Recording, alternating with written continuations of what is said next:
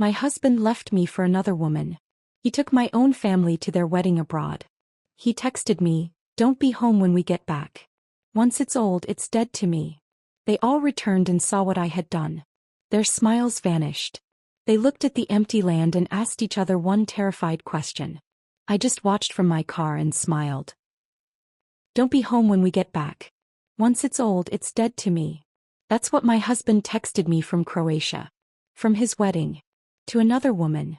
With my entire family standing behind them in the photo, champagne glasses raised. I stared at that message for exactly 3 seconds. Then I looked up at the construction crew across the street, watching them demolish an old building floor by floor. Controlled demolition, they called it. And I knew exactly what I needed to do. They wanted me gone? Fine. But I'd make sure there was nothing left for them to come back to. The photo was still on my screen. I zoomed in, studying every detail like I was examining architectural blueprints. Samuel stood in the center wearing a tuxedo I'd never seen before. Expensive. Perfectly tailored. The kind of suit that costs $3,000 minimum. Next to him was Clara Ashford. 28 years old. Blonde hair in soft waves. White dress that probably came from some boutique in Boston that I'd walked past 100 times but never entered because I was too busy working. But it wasn't Samuel or Clara that made my hands tighten around the phone. It was everyone standing behind them. My mother Patricia wore lavender. Her favorite color. The same shade she'd worn to my wedding 12 years ago. She was beaming at the camera, champagne glass raised high, looking happier than I'd seen her look in years. Next to her stood my father Robert. He looked uncomfortable, sure, but he was there. Present. Participating. Not protesting. Not refusing. Just standing there like this was normal family behavior. My sister June held a bouquet. An actual bouquet. Like she was part of the wedding party. Like she hadn't spent the last year telling me I needed to be more supportive of Samuel's career. More understanding when he worked late.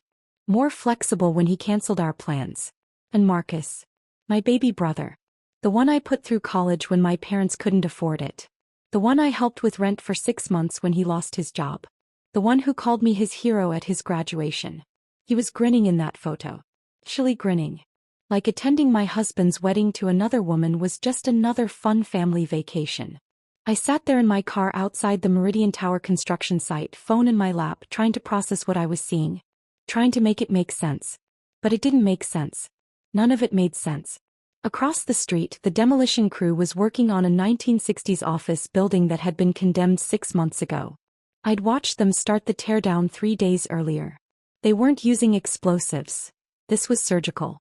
Controlled. They removed windows first. Then interior walls. Then support beams. Floor by floor, section by section, the building was coming down in a carefully orchestrated collapse. The foreman stood near the perimeter fence, holding a tablet, monitoring every strike of the excavator. Nothing was random. Nothing was emotional. It was pure calculated precision. That's when the clarity hit me. Absolute. I opened my phone's photo gallery and started scrolling backwards. 12 years of marriage in digital form. Our wedding day. Samuel looking at his phone during the reception. Our 5th anniversary trip to Maine.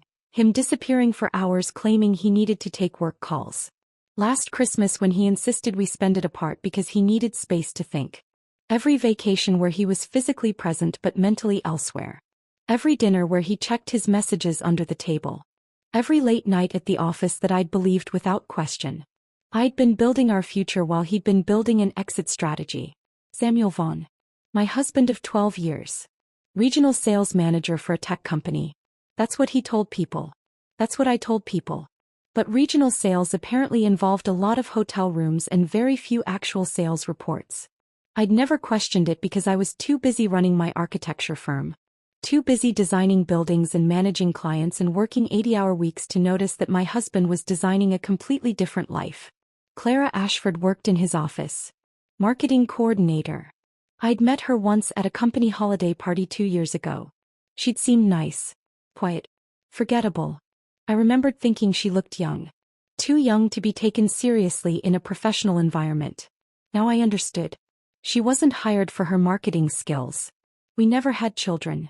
Samuel always said the timing wasn't right. We should wait until the business was more stable. Until we had more money saved. Until we traveled more. Until. I'd believed him because I wanted to believe him. Because I thought we were partners building toward the same future. But he wasn't waiting for the right time with me. He was waiting for her. My phone buzzed again. A notification from Instagram. Samuel had posted the photo publicly. The caption read, "Starting our forever in paradise. Surrounded by the people who matter most." The people who matter most. I wasn't in that photo. I wasn't in Croatia. I wasn't anywhere in his new life. I was home. In Boston. Sitting in my car outside a construction site. Reviewing blueprints for the Meridian Tower. The biggest commercial project of my career. The project that would define my firm's reputation. The project I'd been pouring myself into for 9 months while my husband planned his wedding to someone else. The demolition crew across the street brought down another section of the building. The excavator's arms swung precisely, connecting with a load-bearing wall. The structure groaned, buckled, collapsed inward exactly as planned. I watched the dust rise and settle. Then I opened my text messages and typed, "Enjoy Croatia. I'll make sure everything's handled." Samuel would read that and think I was being supportive. Understanding. The way I'd always been. The way he'd trained me to be over 12 years of marriage. But I wasn't being supportive. I was being strategic. I scrolled through my contacts and found Nicole Ferrara. My attorney. The woman who'd helped me structure my LLC when I started my firm. The woman who'd insisted 5 years ago that Samuel sign a post-nuptial agreement when I expanded the business. The woman I'd kept on retainer even though Samuel thought it was paranoid. She answered on the second ring. "Hazel. What's wrong?" I didn't waste time with explanations. "How fast can we move?" There was a pause. Nicole was sharp. She didn't need details to understand tone. "How fast do you need?" I looked at the photo again. Calculated the timeline. "They land in 9 days. Nicole's laugh was low and predatory.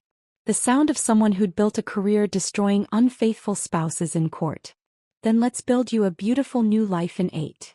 I hung up and sat there for another moment, watching the demolition crew pack up their equipment for the day. The building that had stood for 60 years was now just rubble and rebar. By tomorrow it would be hauled away. By next week the lot would be cleared and ready for something new. Controlled demolition. That's what they called it. And that's exactly what I was about to do. I didn't sleep that night. Instead, I sat at my kitchen table with a legal pad and started writing. Lists. Timelines. Asset inventories. Everything we owned. Everything I owned technically. The house. The cars. The vacation condo in Vermont we'd visited twice. Bank accounts. Investment portfolios. Even the furniture. By 3 in the morning I had 17 pages of notes. By dawn I had a plan. I showered, dressed in my black suit, the one I wore for important client meetings, and drove to Nicole's office in downtown Boston. She texted me her availability at 6 a.m., which told me everything I needed to know about how seriously she was taking this. Her office was on the 14th floor of a glass building overlooking the harbor. Floor-to-ceiling windows. Expensive art on the walls. The kind of space that screamed success and didn't apologize for it. Nicole was already there when I arrived, 2 cups of coffee waiting on her desk. She didn't ask if I was okay. Didn't offer sympathy or platitudes. Just slid a manila folder across the polished wood surface and said, "I filed at 7 this morning. Divorce petition. Grounds. Abandonment, adultery and breach of post-nuptial agreement." I opened the folder. The paperwork was extensive. Brutal in its precision. "We have evidence," Nicole continued, pulling out her tablet. "Credit card statements going back 18 months. Hotels. Restaurants. Jewelry purchases that never made it to you." She swiped through images. Receipts from places I'd never been. Charges on dates when Samuel told me he was working late. "There's more," she said, and her voice took on an edge I recognized. The tone she used when she was about to destroy someone in court. "Remember that laptop he left open last month? The one you mentioned when we had coffee?" I nodded. I'd been reviewing contracts one evening when Samuel's laptop chimed with a message notification. He was in the shower. The screen was unlocked. I'd glanced over, seen Clara's name, and made a decision I didn't fully understand at the time. I'd started forwarding myself emails. "I went through everything you sent me," Nicole said. We have 18 months of correspondence between Samuel and Clara. Planning. Theming. And this, she turned the tablet toward me. An audio file. Timestamp from 6 weeks ago. She pressed play. Samuel's voice filled the office, tinny through the speakers but unmistakable. Don't worry, babe, once I get the money from the house we can leave sooner. She'll never know until it's too late. Clara's laugh. Light. Carefree. You're terrible. But I love it. I love you, Samuel said. This time next year we'll be in our place. She'll still be in that office working herself to death and we'll be living our actual lives. Nicole stopped the recording. I sat there staring at the tablet feeling nothing. Absolutely nothing. The words should have hurt. Should have made me angry. Should have done something. But I just felt cold. He'll be served tomorrow morning at his office, Nicole said. 9 a.m. sharp. I'm having a process server hand-deliver the papers in front of his colleagues. Including Clara. I looked up at her. Is that necessary? Nicole's smile was sharp. You're paying me to win, Hazel. Not to be nice. I signed the papers without reading them. Nicole had never steered me wrong. 5 years ago when I'd expanded my firm and brought her on retainer, she'd insisted Samuel sign a post-nuptial agreement. I'd resisted at first. It felt unromantic. Cynical. Like I was planning for failure. You're not planning for failure, Nicole had told me then. You're protecting what you've built. There's a difference. Samuel had signed it without reading. I remembered him sitting at the same desk, barely glancing at the document, scrolling through his phone while Nicole explained the terms. He'd seemed annoyed by the whole process. Impatient. Now I understood why. He'd already been planning his exit. The post-nup just made it more complicated. After signing, Nicole and I spent the next 3 hours going through finances. She had her assistant pull up every account, every asset, every line item from the past 12 years of our marriage. Joint checking account. My deposits totaled $673,000. Samuel's deposits totaled $3,400. I stared at that number for a long moment.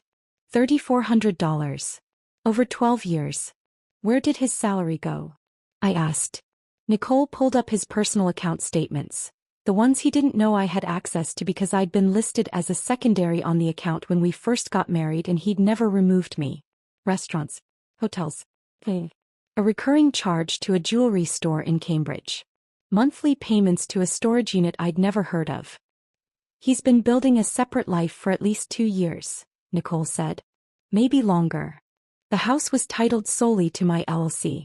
Purchased 3 years before we married as a business investment property. Samuel had never contributed to the mortgage, the property taxes, the insurance, or the renovations. Legally, he had no claim to it. The cars. Both registered to my business. Company vehicles. The Vermont condo. Purchased through the LLC. Samuel had never made a single payment. He owns nothing, Nicole said flatly. According to the post-nup, any assets purchased or maintained during the marriage using your business income remain solely yours. He signed away any claim to marital property beyond what he directly contributed. So the $3,400, I said, is all he's legally entitled to. I had Nicole liquidate our joint accounts that afternoon. Every dollar I'd deposited over 12 years. Moved to a new account in my name only. I left Samuel exactly $3,400. Fair is fair. When I got home that evening the house felt different. Not because of what was missing but because of what I now understood had never really been there. I walked through the rooms slowly, seeing everything with new eyes. The living room furniture I'd chosen and paid for. The kitchen appliances I'd researched and installed. The artwork on the walls from galleries I'd visited alone because Samuel was always too busy. His side of the closet was empty. He'd packed for Croatia but left everything else behind. His winter coats. His work clothes. His shoes lined up neatly on the rack I'd bought him 3 Christmases ago. He assumed he'd come back to it. That I'd still be here waiting. That this house, this life, would be his safety net while he figured out his new life with Clara. I started packing his belongings into boxes. Methodically. Without emotion. His clothes went into donation bags. His vintage movie poster collection, the one he claimed was worth thousands, got carefully rolled and packed. Let him come back for it if he wanted it that badly. But something told me he wouldn't. By day 2 the boxes were piled in the garage. I'd called Goodwill. They'd pick everything up on Friday. Mrs. Kowalski caught me loading the last bag into my car that afternoon. She was in her garden, pruning roses, but I knew she'd been watching. "Spring cleaning," she called, walking over. I forced a smile. "Something like that." She looked at the boxes, then at me. Her expression shifted. "Is everything okay with you and Samuel? I haven't seen him around lately." "He's traveling," I said. "Extended trip." Mrs. Kowalski nodded slowly, but her eyes said she didn't believe me. "Well, if you need anything." "I'm fine," I interrupted. "Really? Just busy with work." That evening, I saw her standing on her porch talking to Mr. Peterson from across the street. Both of them kept glancing toward my house. Let them wonder. Let them gossip. In a few days they'd have real news to discuss. Day 3 ended with me sitting alone in the living room, drinking wine from a bottle I'd bought last month for a dinner party we never had. Samuel had canceled at the last minute. "Work emergency," he'd said. I pulled out my phone and opened Instagram. Samuel had posted again. More photos from Croatia. Him and Clara on a sailboat. Sunset behind them. Her hand on his chest. His arm around her waist. My mother had commented, "Beautiful couple. So happy for you both." My sister June had tagged herself, "Best family vacation ever." #blessed. They were performing happiness. Broadcasting it. Making sure everyone saw. While I sat here in the house I'd bought, drinking wine I'd paid for, surrounded by furniture I'd chosen, systematically dismantling the life they assumed would be waiting when they returned. I didn't cry.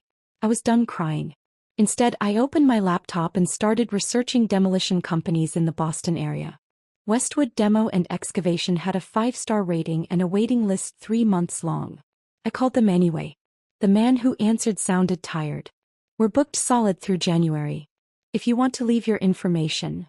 "I need a house demolished in 5 days, I said. "Full teardown. I'll pay double your rate." There was a pause. "Ma'am, permitting a loan takes 4 to 6 weeks. We can't just." "I'll have the permits by tomorrow afternoon." Another pause. Longer this time. "What's the address?" I gave it to him. Heard typing on the other end. "That's a historic property," he said.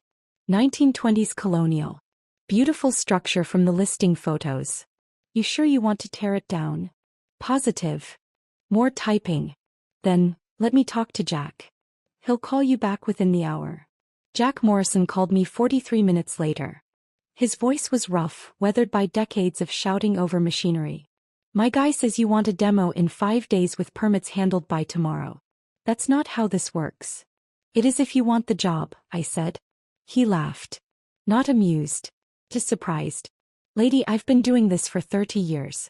Nobody gets permits that fast. Not even developers with city council connections." "I'm an architect," I told him. "I've designed half the commercial buildings going up in Boston right now. I know every planning commissioner by name. I know which ones owe me favors. The permits will be ready by 2 p.m. tomorrow." Silence. Then, "You're serious?" "Completely." "Why the rush?" I could have lied. Could have said I had buyers lined up or development plans ready. But something about Jack's directness made me answer honestly. "My husband married someone else last week while I was home working. Took my entire family to Croatia for the wedding. Now they're coming back expecting everything to be exactly as they left it." Jack was quiet for a long moment. Then, "What time tomorrow works for you?" We met at the house at 10 the next morning. Day 4. Jack pulled up in a pickup truck that had seen better decades, climbed out wearing work boots and a flannel shirt that had more paint stains than original fabric.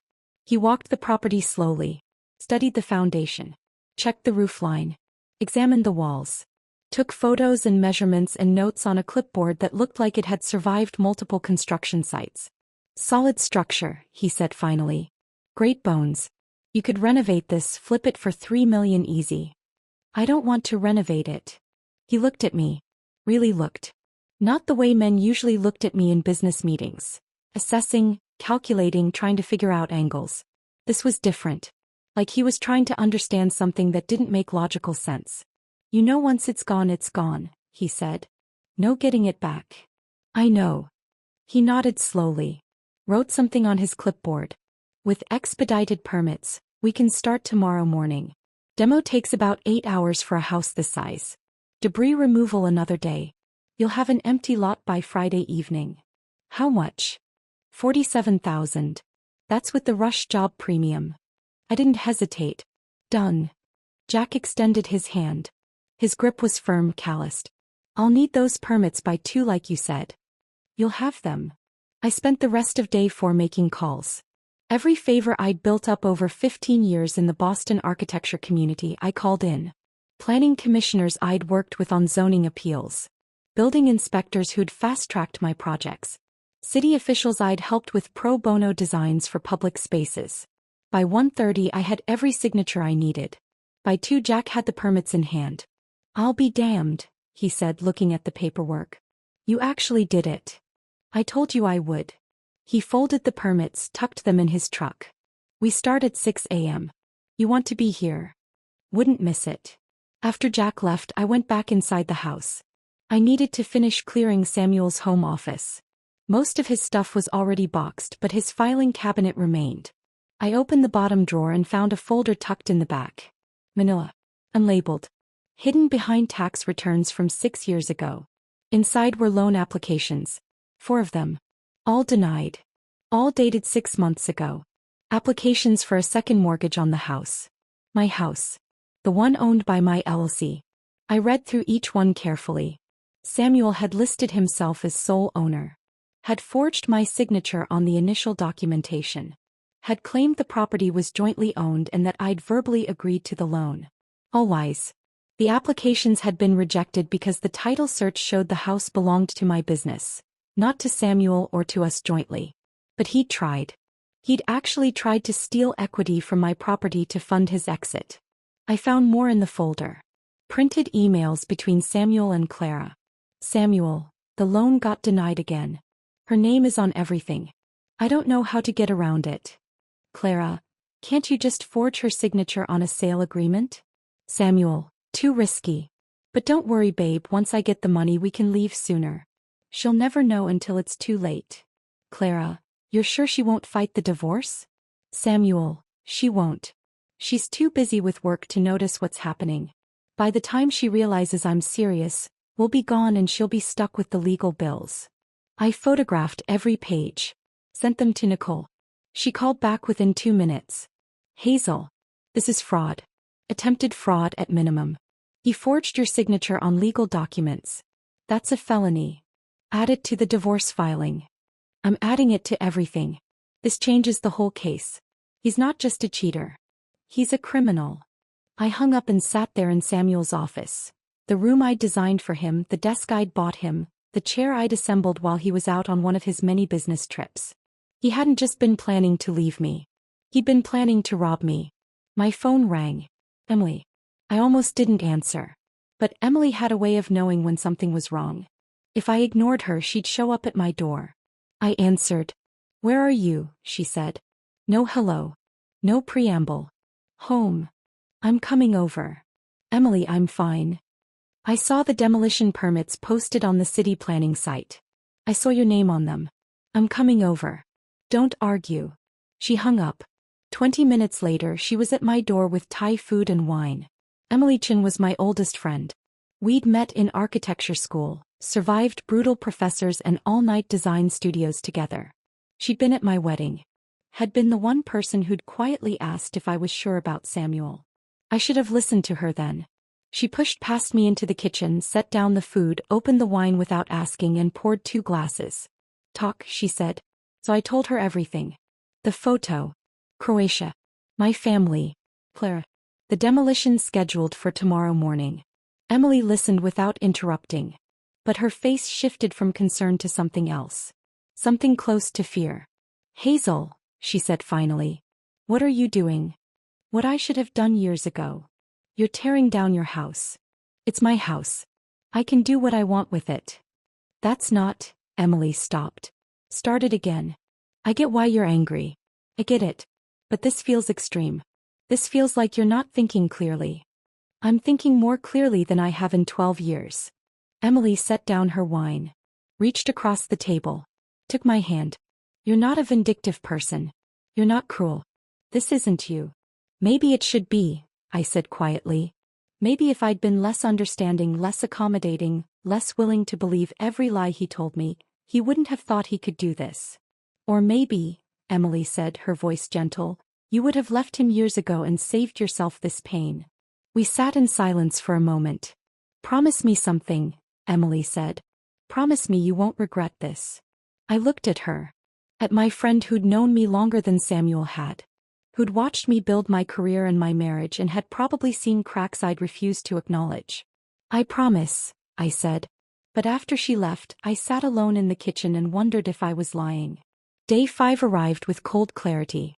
I woke at 5, dressed in jeans and my favorite black jacket, made coffee and drove to the house. The Westwood crew was already there. 3 trucks. 6 workers. Equipment being unloaded with practiced efficiency. Jack saw me and walked over. Last chance, he said. Once we start, there's no stopping it. I looked at the house. At the windows I'd chosen. The door I'd painted. The porch where I'd sat countless evenings waiting for Samuel to come home. Start, I said. The machinery roared to life. Mrs. Kowalski appeared on her porch in a bathrobe, eyes wide. Other neighbors emerged. Mr. Peterson. The Johnsons. The retired couple from the corner who always waved but never spoke. Mrs. Kowalski rushed over. Hazel. What's happening? I smiled. Took a sip of coffee. Renovation. Full demo. Starting fresh. But where will you live? I've made arrangements. The wrecking ball swung. Connected with the east wall. The wall where Samuel had hung his vintage movie posters. The impact was deafening. The wall crumbled. And I felt nothing. By noon the house was rubble. By 3 the second floor was dust. By sunset, there was nothing left but broken pieces scattered across the lot like the remains of a life I no longer recognized. I stood there watching until the crew packed up their equipment and Jack approached, wiping his hands on his jeans. You okay? He asked. I didn't know how to answer. I felt empty. Lighter. Free. Terrified. All of it at once. Yeah, I finally said. I think I am. Jack nodded, didn't push. We'll be back tomorrow morning at 6 to haul the debris. Should have the lot cleared by evening. I thanked him and watched his truck disappear down the street. Then I stood alone in the growing darkness, staring at what used to be my home. Day 6 arrived with gray skies and the rumble of debris removal trucks. I was there at dawn again. Couldn't stay away. Needed to see every piece of it disappear. The crew worked with mechanical efficiency. Front-end loaders scooped up chunks of what used to be walls and floors and ceilings. Dump trucks backed up, filled, drove away. Again and again. Each load carrying away another piece of 12 years. I watched the kitchen island get loaded into a truck. The marble countertops I'd chosen from a supplier in Cambridge. The custom cabinets I'd designed myself. We'd eaten our first meal in this house at that island. Take-out Chinese because we were too exhausted from moving to cook. Samuel had toasted with a beer bottle. To our future, he'd said. I wondered if he'd already been planning his exit then. Or if that came later. The mantle went next. I'd hung our wedding photo there for 6 years before taking it down. I told myself it needed reframing.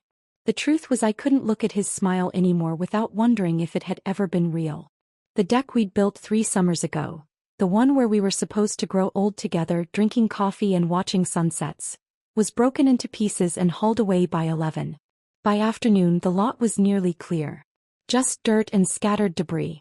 The crew brought in a grader, leveled everything, smoothed it out. By evening it was done. I stood at the curb, staring at empty space where a $2 million home had existed 24 hours ago. A woman jogged past. Stopped. Looked at the lot, then at the neighboring houses, then back at the lot. Didn't there used to be a house here? She asked. I turned to her, kept my expression neutral. Must be thinking of a different street. She frowned, clearly confused. I could have sworn. She shook her head. Never mind. Sorry. She jogged on. I watched her go and felt something close to satisfaction. It was working. I was erasing us. My phone rang. June's name flashed across the screen. I almost didn't answer. But curiosity won. Hazel. Her voice was bright, cheerful, completely oblivious to what she'd participated in. We're having the best time. Croatia is gorgeous. You should see the beaches, the food is incredible, and the wedding was just I got Samuel's text, I interrupted. Silence. Then, oh. That. Her tone shifted immediately. Less bright. More defensive. Look, she continued. We didn't want to get involved in your marriage problems, but Samuel said you two had been over for a while. He said you knew about Clara. That you'd both agreed to. I agreed to nothing, I said. My voice came out colder than I intended. He's lying to you. He's lying to all of you. June sighed. That exasperated sound she always made when she thought I was being difficult. You always do this, Hazel. Always assume everyone's against you. But Samuel loves you. He needs something different now. Someone who makes him happy. The words landed like a physical blow. Someone who makes him happy? I repeated slowly. I made him happy for 12 years, June. I put you through college when Mom and Dad couldn't afford it. I helped them with house payments when Dad lost his job. I've held this family together while all of you. We have to go, she cut me off. The reception's starting. We'll talk when we get back, okay? The line went dead. I stood there staring at my phone, processing what had just happened. They weren't just attending his wedding. They were defending him. They'd chosen his side. All of them. I called Nicole. I need to move faster, I told her. They land in 3 days. Already on it, she said. Come to my office tomorrow. I have something you need to see. I met Nicole at her office on day 7. The skyline outside her windows was gray with clouds threatening rain. She had a folder waiting. Thicker than the others. I did some digging on Clara Ashford, Nicole said, sliding it across her desk. Turns out your husband has interesting taste in women. I opened the folder. Financial records. Background checks. Family information. Clara Ashford wasn't just some 28-year-old marketing coordinator living paycheck to paycheck. He came from money. Serious money. Her father, Richard Ashford, owned Ashford Auto Group, a chain of luxury car dealerships across Massachusetts. 17 locations. Revenue in the hundreds of millions. Clara's trust fund was worth over $2 million. She doesn't need Samuel's money, Nicole said. But Samuel definitely needs hers. She flipped to another section. Bank statements showing wire transfers from Clara to Samuel over the past year. $10,000 in March. $15,000 in June. $25,000 in September. $50,000 total. What was he telling her? I asked. Nicole pulled up emails she'd subpoenaed from his account. Samuel to Clara. The house is almost paid off. Once the divorce is final, I'll have access to the equity. We can buy that condo in Miami you liked. Clara to Samuel. How much equity are we talking? Samuel. At least $1 million. Maybe more. She doesn't pay attention to finances. She'll sign whatever I put in front of her. I read it 3 times. He's been conning her, I said slowly. Nicole nodded. Probably the same way he tried to con you. Except Clara's family has money and connections. Her father's lawyers are already involved. They had her sign a prenup before the wedding. Samuel gets nothing if the marriage ends. Does he know that? I don't think so. Based on these emails, he thinks he's marrying into wealth. He has no idea he just signed away any claim to her trust fund. I leaned back in my chair processing. So he's not just a cheater, I said. He's a con artist. A bad one, Nicole agreed. But yes. Suddenly my revenge felt bigger than just me. This wasn't just about what he'd done to me. It was about stopping him from doing this to someone else. Even if that someone else was Clara. What do we do with this? I asked. Nicole smiled. We add it to the divorce filing. Show the pattern of financial manipulation. Show that he forged your signature trying to access equity. Show that he's currently attempting to defraud another woman. It makes our case airtight. I left Nicole's office feeling something I hadn't felt in days. Purpose. That evening, alone in my new apartment, the penthouse I'd rented last week in Back Bay with skyline views and no memories, I sat down at my desk and pulled out a sheet of paper. I started writing. Dear Mom. The words came slowly at first. Then faster. Everything I'd never said. Everything I'd kept buried for 12 years. For my entire life, really. How her constant criticism made me feel like I was never good enough. Never smart enough. Never feminine enough. How she always took Samuel's side in every argument, telling me I worked too much, wasn't warm enough, didn't know how to keep a man happy. How she chose to attend his wedding to another woman while her own daughter was falling apart. I wrote about the loneliness. About burying myself in work because home stopped feeling like home years ago. About trying to fix something that Samuel had already decided was broken. About how I kept trying to earn her approval and never understanding why it was always just out of reach. I wrote until my hand cramped. Until the words blurred. Until there was nothing left to say. Then I folded the letter carefully, slid it into an envelope and wrote, Patricia Monroe, across the front. I held it for a long moment. Then I tucked it into my desk drawer. Maybe someday I'd send it.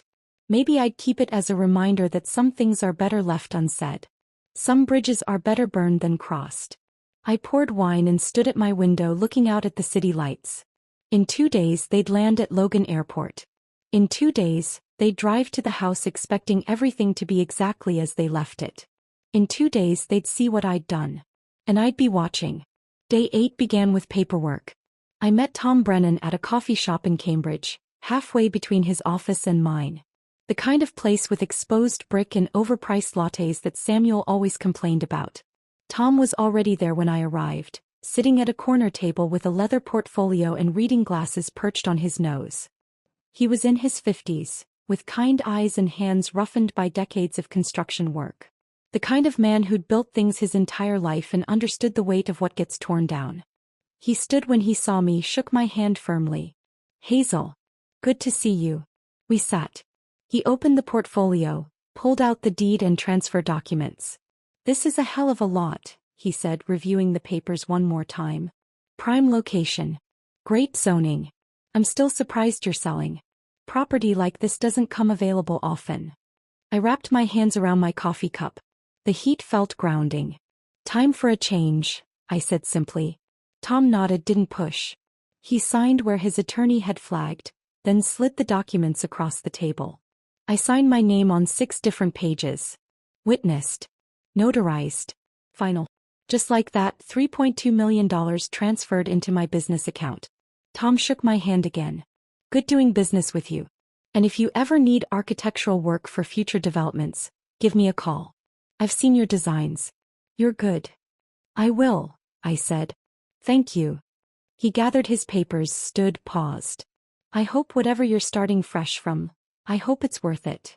I watched him leave, then sat alone at that table for another 20 minutes, staring at the signed documents in front of me. The house was gone. The money was mine. Samuel and my family were returning tomorrow. There was no going back now. I drove to the parking garage where I'd left my car and sat behind the wheel for 20 minutes, hands gripping the steering wheel, breathing slowly. Deliberately. I wasn't scared. But I wasn't entirely sure I was okay either. The penthouse I'd rented last week was in Back Bay. 17th floor. Floor-to-ceiling windows overlooking the city. 2 bedrooms even though I only needed one. Modern kitchen with appliances I'd probably never use. The kind of place I'd always wanted but never suggested to Samuel because he thought downtown living was too flashy and not practical. I'd moved in 3 days ago with the few things I'd taken from the house. My clothes. My laptop. My favorite chair from the home office. Everything else was new. Furniture I'd ordered online and had assembled by professionals. Dishes I'd never eaten off of. Towels that still had tags. It was beautiful. It was also completely empty of anything that felt like me. I was unpacking the last box, books mostly, when my doorbell rang. Emily stood in the hallway holding 2 bottles of wine and an expression that said she was prepared to stage an intervention. We need to talk, she said, pushing past me into the apartment. She set the wine on the kitchen counter, surveyed the space with the critical eye of someone who'd known me for 15 years. Nice place, she said. Sterile. But nice. I just moved in. 3 days ago. You've had time to make it feel like home. She opened one of the wine bottles without asking, poured 2 glasses, handed me one. Except you're not trying to make it feel like home. You're hiding. I took the wine. I'm not hiding. You're isolating, Emily said, settling onto my couch. You're not answering my texts. You're not coming to yoga. You've canceled lunch 3 times. You're disappearing, Hazel. I sat beside her, stared out at the city lights beginning to glow in the dusk. I'm fine. Just busy. Busy demolishing your life? She turned to look at me. Not accusing. Just sad. You used to talk to me. About everything. Now you're like, I don't know. Like you're somewhere else. Like you've already left and your body just hasn't caught up yet. I took a long drink of wine. I am somewhere else, I said quietly. The person I was. The one who believed in love and family and partnership. She's gone. She died when that photo came through. I gestured at the apartment at myself. This is what's left. Emily set down her wine. Reached over and took my hand. What if you regret this? The question hung in the air between us. Then I'll live with it, I said. But at least it'll be my regret. My choice. Not his. Emily squeezed my hand. I'm worried about you. I know. I'm not saying what you did was wrong. I'm just saying, she paused, searching for words. I'm saying make sure you're doing this for the right reasons. Not because you're hurt. Not because you're angry. But because it's actually what you want. It's what I want, I said. But even as I said it, I wondered if I believed it. Emily stayed for 2 more hours. We drank wine. Talked about her work, her life, anything but mine. When she finally left, she hugged me tight at the door. Call me tomorrow, she said. After. Whatever happens. Call me. I promised I would. That night I couldn't sleep. I lay in my new bed in my new apartment, staring at the ceiling, listening to the unfamiliar sounds of downtown traffic and my own thoughts spiraling. Tomorrow they'd land. Tomorrow they'd see. I must have drifted off around 2 because I woke at 3:17 from a dream that felt more real than the waking world. I was walking through the house. But not the demolished version. The complete version. Every room intact. Every piece of furniture in place. Samuel was there. Not the 40-year-old man who'd betrayed me. The younger version. The one I'd met at a mutual friend's party 16 years ago. The one who'd made me laugh. The one I'd fallen in love with. Why are you doing this? He asked. I tried to answer but couldn't form words. I walked through rooms, touching walls that no longer existed. The kitchen. The living room. The bedroom. My mother appeared in the kitchen wearing that lavender dress. You were always so cold, Hazel, she said. Her voice was gentle but the words were knives. No wonder he left. I woke up gasping, tangled in sheets, heart pounding. 3:17 a.m. I got up, poured water with shaking hands, stood at the window looking out at Boston's sleeping skyline. Tomorrow they'd land. Tomorrow they'd see what I'd done. Tomorrow everything would change. I should have felt triumphant. Vindicated. Strong. Instead I felt hollow. I picked up my phone. Scrolled to Samuel's contact. My finger hovered over the call button.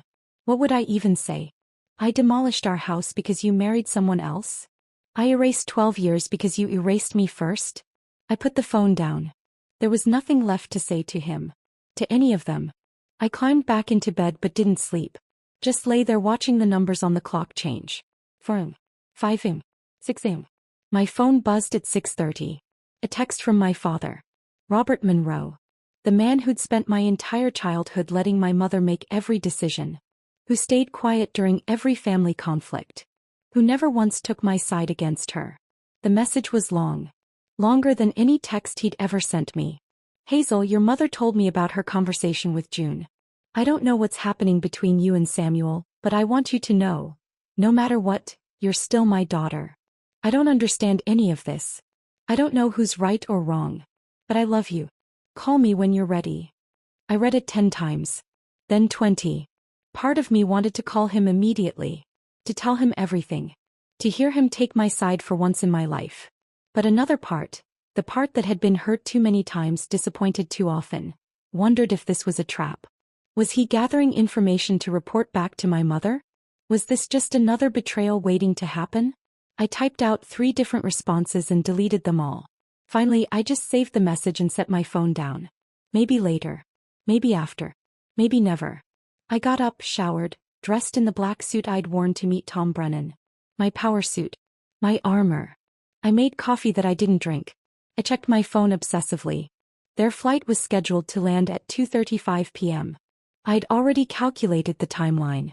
Customs. Baggage claim. 3 luxury SUVs. Samuel had posted photos of them yesterday with the caption, "Coming home in style." They'd arrive at the house around 4. And I'd be there. Watching from across the street. Watching them see what I'd done. I sat on my couch staring at the city, counting down the hours. And wondering if Emily was right. Wondering if I'd regret this. Wondering if the person I'd become in the past 8 days was someone I'd even recognize a year from now. But it was too late to wonder. The house was gone. The money was transferred. The revenge was set. All that was left was to watch it unfold.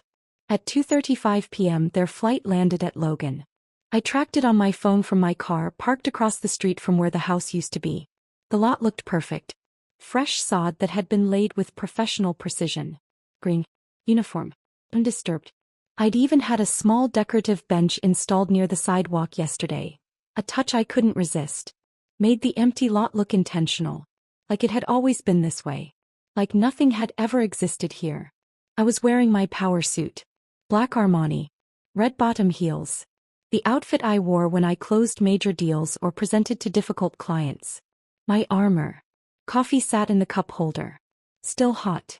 I'd stopped at the same shop where I'd met Tom Brennan 2 days ago. I checked my phone again. They'd be through customs by now. Collecting luggage. Finding their rental cars. Samuel had posted about the SUVs yesterday. 3 luxury vehicles. But expensive. Coming home in style. His caption had read. I wondered if Claire's father had paid for them. The afternoon was cool. October in Boston. The kind of weather that makes people post about fall leaves and pumpkin spice. Normal people. People whose lives weren't currently imploding. I waited. At 3:58 the first SUV turned onto the street. Then the second. Then the third. My heart rate didn't change. My hands didn't shake. I just watched. They pulled up to the curb, or rather to where they expected the driveway to be. The engines cut. Doors opened. Samuel emerged first from the middle vehicle. Suntanned. Relaxed. Wearing a linen shirt that probably cost $200. He stretched, said something to Claire that made her laugh. Claire stepped out next. Blonde hair in waves. White sundress. The ring on her left hand catching the afternoon sun. She looked happy. Carefree. Like someone who'd just returned from the best vacation of her life. My mother came next from the lead SUV. Designer sunglasses. Lavender scarf. The same shade she'd worn in the wedding photo. Then my father. Looking tired. Confused already even though he hadn't seen the lot yet. June emerged scrolling through her phone. Marcus started unloading luggage. Suitcases and duty-free bags and souvenirs from a trip that had celebrated my marriage ending. They were all smiling. Laughing. Talking over each other about the flight, the food, the memories they'd made. Until Samuel turned toward where the house should be.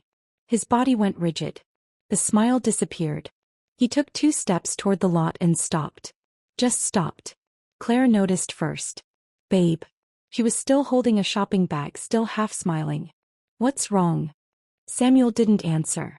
Couldn't answer. He was staring at the empty space like it was a puzzle his brain couldn't solve. Claire followed his gaze. Her smile faded. The shopping bag slipped from her fingers. Where's, she started. Stopped. Where's the house? My mother's voice cut through the confusion like a knife.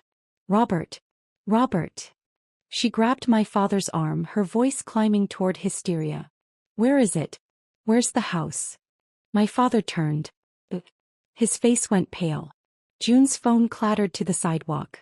Marcus dropped 2 suitcases. For a moment no one moved. They just stood there on the sidewalk, surrounded by luggage and shopping bags, staring at pristine green grass and empty space where a $2 million home had stood 9 days ago. Samuel spun in a circle. Looked at the neighboring houses. The Kolskis' place to the left. The Petersons to the right. Both exactly where they'd always been. He looked at the mailbox. Still standing at the curb. The numbers clearly visible. The right address. What? His voice came out strangled. What they? That's when Tom Brennan's truck pulled up. He'd been driving past, saw the commotion and pulled over. Good man.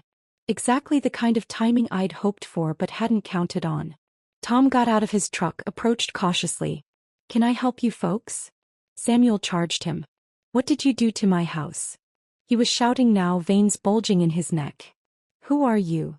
Tom held up his hands, genuinely confused. Whoa, buddy. I don't know what you're talking about. Pie house. Samuel pointed at the lot. There was a house here. Where is it? Tom glanced at the lot, then back at Samuel. I just bought this property yesterday. Wiggly. Clean title. Empty lot. I don't know what. Empty. Samuel's voice cracked. It wasn't empty. There was a house. My house. My home. Tom pulled out his phone, pulled up the listing photos. The beautiful empty lot. The fresh sod. Potential. See? This is what I bought. You got the wrong address or something. My mother had started hyperventilating. June was on her knees picking up her phone with shaking hands.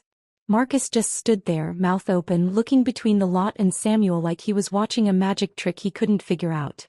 That's when my mother saw me. I'd rolled down my window. Elbow resting on the frame.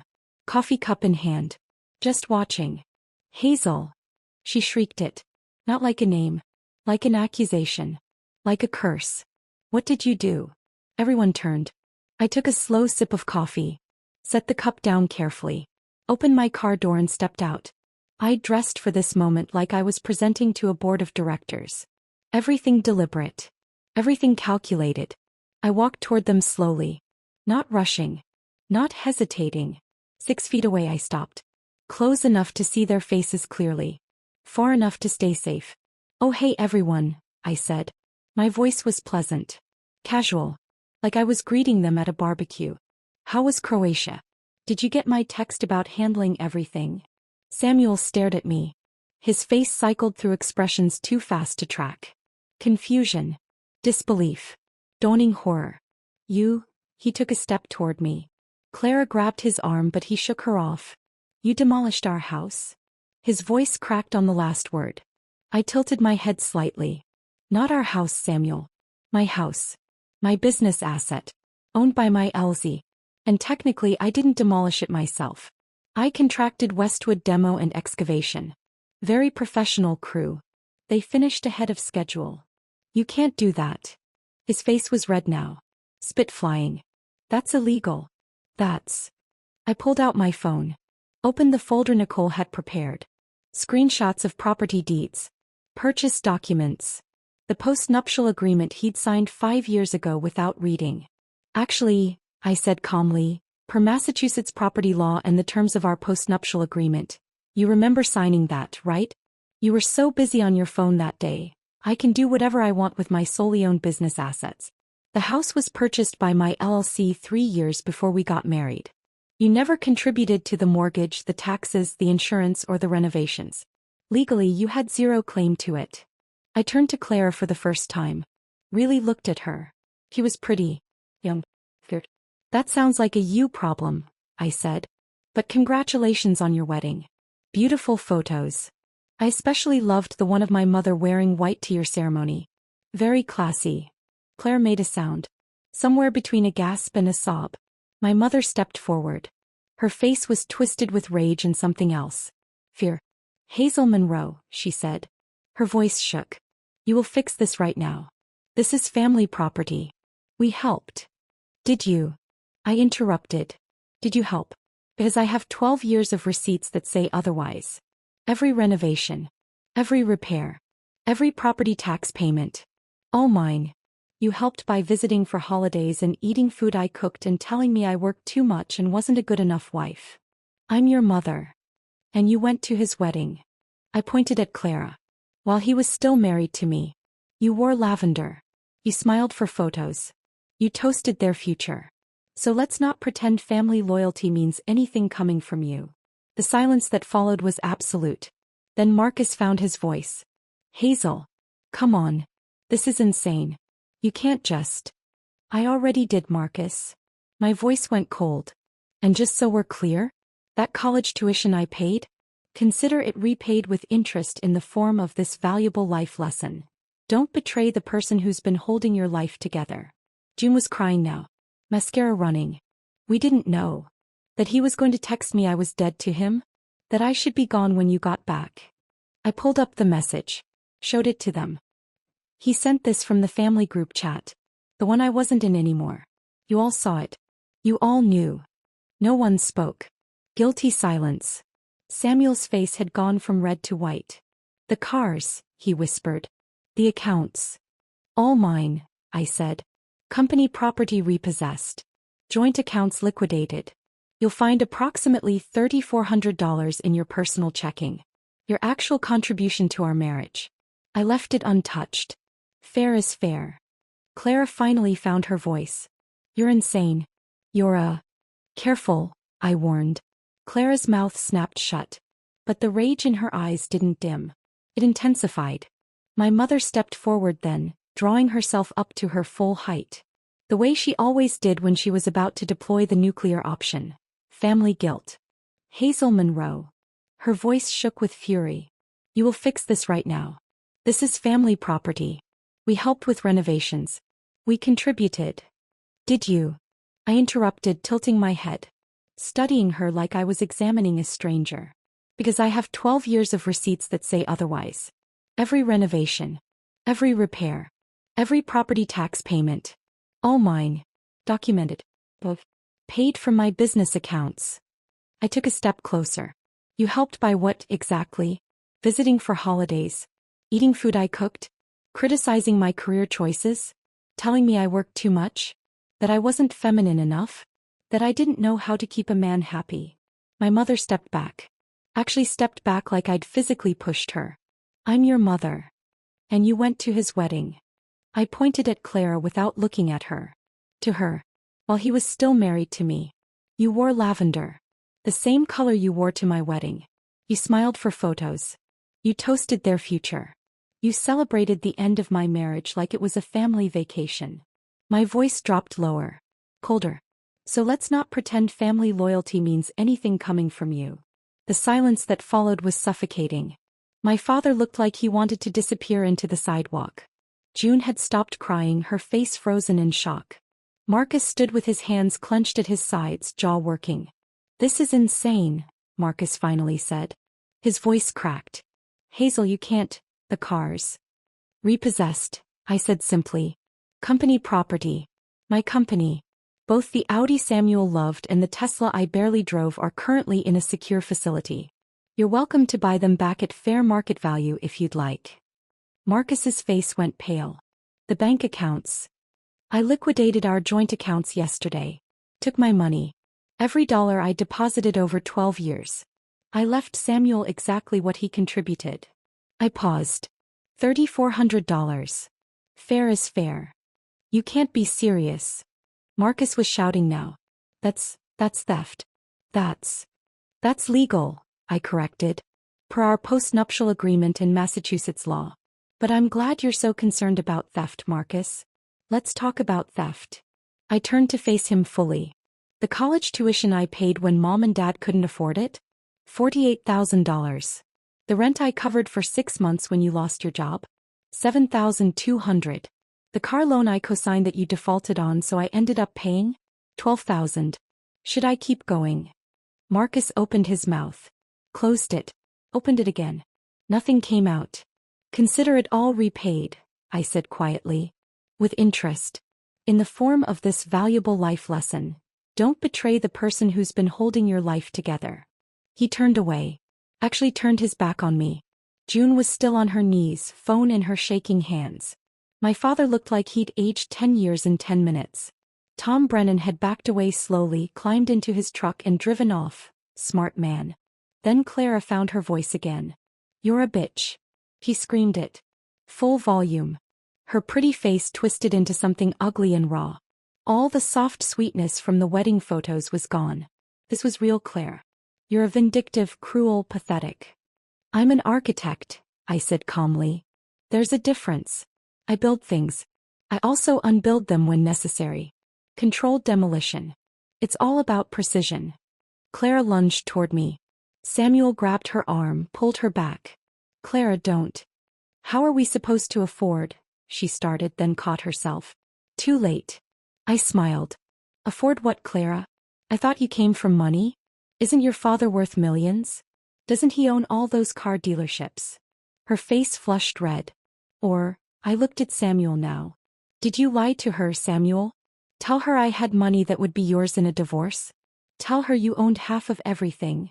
Samuel's expression shifted. Confusion replacing anger. What is she talking about? He asked Clara. Nothing, Clara said quickly. She's just. Or maybe, I continued, Clara lied to you. About her trust fund. About her family's money. About what she could offer you once you finally got rid of the wife who was funding your life. I let that hang in the air. The silence was exquisite. Samuel looked at Clara. Clara looked at the ground. June looked between them like she was watching a tennis match. My mother's mouth had formed a perfect O of shock.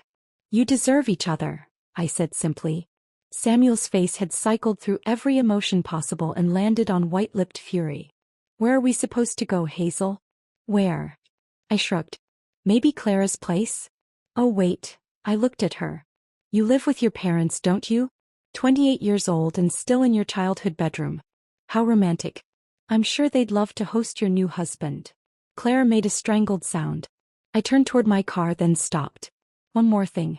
Oh, and Samuel, I filed for divorce on Monday. You'll be served at your office tomorrow morning. 9 a.m. sharp. My attorney is Nicole Ferrara. You should look her up. She's never lost a case. You can't do this. Samuel shouted. I'll sue you. I'll take you for everything. I pulled out my phone one last time. Found the audio file I'd been saving for this exact moment. And just so we're all clear about who the victim is here. I hit play. Samuel's voice filled the street. Tinny through my phone speaker but unmistakable. Don't worry, babe, once I get the money from the house we can leave sooner. She'll never know until it's too late. Clara's response. Light. Carefree. You're terrible. But I love it. I love you. This time next year we'll be in our place in Miami. She'll still be working herself to death and we'll be living our actual lives. I watched their faces while it played. In shock. Mouth open. Eyes wide. My father's confusion turning to understanding, turning to something that looked like shame. My mother's horror. Hand over her mouth. Marcus's disgust. Samuel. Finally. And Samuel's terror.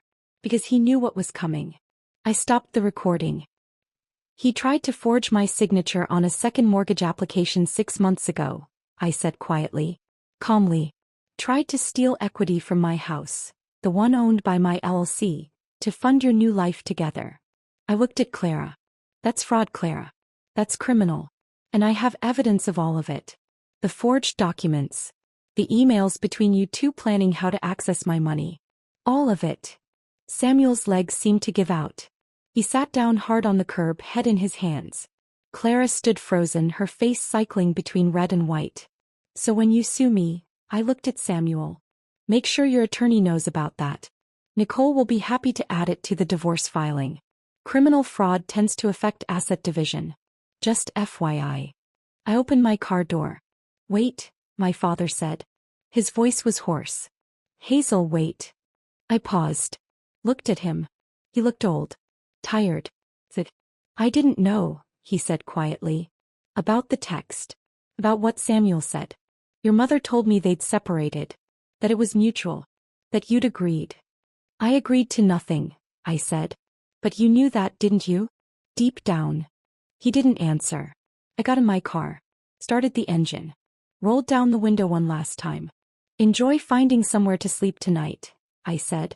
I hear the Holiday Inn on Route 9 has vacancies. I pulled away slowly. In my rearview mirror, I watched 7 people standing on an empty lot surrounded by luggage and shattered assumptions. Samuel was still sitting on the curb, head in his hands. Claire was crying now. Ugly crying. My mother was yelling at my father about something. June was on her phone, probably trying to find a hotel. Marcus had his arms crossed, staring at the empty lot like he still couldn't believe it was real. And my father just stood there, hands in his pockets, looking smaller than I'd ever seen him. I drove 3 blocks before I had to pull over. My hands were shaking. Not from fear or regret. From adrenaline. From the pure, undiluted satisfaction of watching them realize what they'd lost. What they'd thrown away. What they'd underestimated. I sat there for 10 minutes, breathing slowly, letting the shaking subside. My phone started buzzing. Calls. Texts. Dozens of them. I turned it off. Drove back to my apartment in silence. When I got home, I poured a glass of wine, stood at my window and looked out at the city lights. I'd done it. I'd actually done it. The house was gone. The revenge was complete. They'd seen what I'd done. And I felt empty. Not triumphant. Not victorious. Just empty. Like I'd torn down the house but couldn't figure out what to build in its place. I called Emily. She answered on the first ring. How did it go? I didn't answer right away. Hazel, she said. Are you okay? I don't know, I said finally. I did everything I planned. Everything went exactly how I wanted. But I don't know if I'm okay. Emily was quiet for a moment. Then, come over. Right now. Don't argue. I went. Emily lived in a brownstone in the South End, 3rd floor, with plants on every surface and art on every wall. The kind of home that felt lived in. I knocked. She opened the door immediately, took one look at my face and pulled me inside. Sit, she said, guiding me to her couch. I'm making tea. Don't argue. I sat. She disappeared into the kitchen. I heard water running, the kettle clicking on, cabinets opening and closing. I stared at a painting on her wall. Blues and grays swirling together. I'd always liked it but never really looked at it before. Emily returned with 2 mugs. Sat beside me. Didn't say anything. Just waited. I did it, I said finally. Everything I planned. It went exactly how I wanted. But I feel empty. The words came out quiet. Broken. I thought I'd feel vindicated. Triumphant. Instead I just feel, I stopped. Started again. I tore down the house. I got my revenge. I watched them realize what they'd lost. And now I don't know what to do with any of it. Emily set down her tea. Put her arm around my shoulders. You did something irreversible, she said gently. That's a lot to process. I don't regret it, I said quickly. I don't. They deserved it. But revenge doesn't fill the hole it creates. I nodded. We sat in silence for a long time.